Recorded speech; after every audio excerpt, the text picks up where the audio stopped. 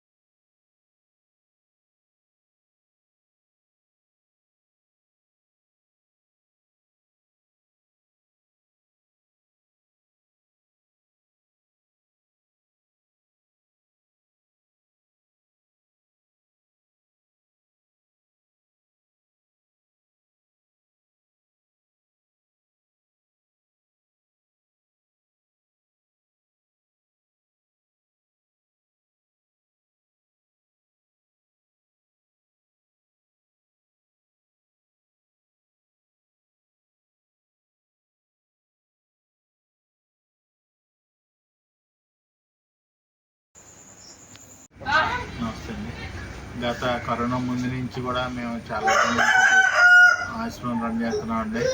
మాకు ప్రస్తుతం 56 మంది పిల్లలు, వృద్ధులు, దివ్యాంగ పిల్లలు, అనాథలైనటువంటి దివ్యాంగ పిల్లలు ఆఖరి దశలో ఉంటే ఆదరణ నోచుకొని వృద్ధులు ఉండిపోయారండి.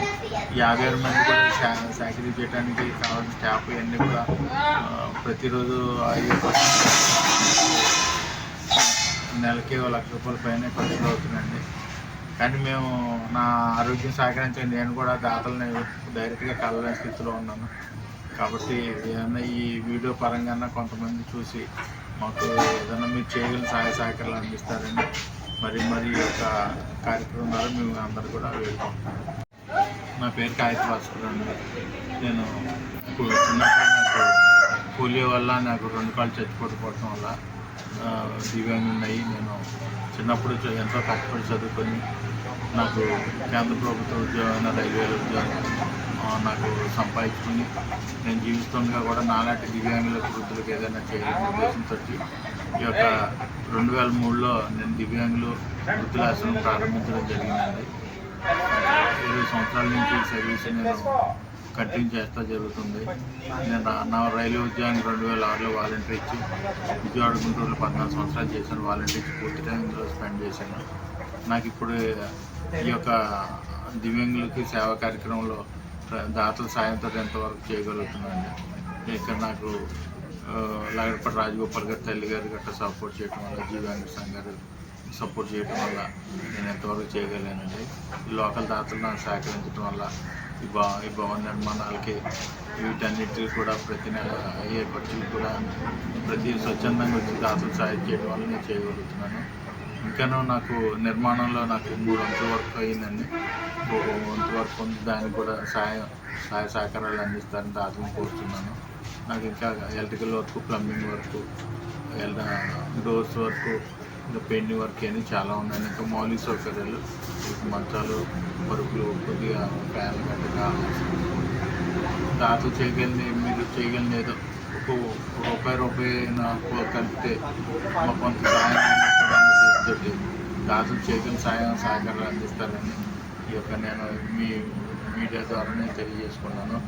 నేను కర్ల మీద ఆడటం వల్ల నేను డైరెక్ట్గా దాతలు కలవలేని స్థితిలో ఉన్నానండి. నేను ఇలాగా వాయిస్ ద్వారా నా పబ్లిక్ అందరికీ నా విషయం చేరటానికి ఒక మీడియా సహకారం తీసుకున్నాను. దయచేసి దాతలు సహకరిస్తారని మా ఆశ్రమాన్ని విజిట్ చేసి సందర్శించి మీ యొక్క అమూల్యమైన సహాయ సహకారం అందిస్తారని ఈ యొక్క కార్యక్రమం ద్వారా నేను తెలియజేసుకుంటున్నాను.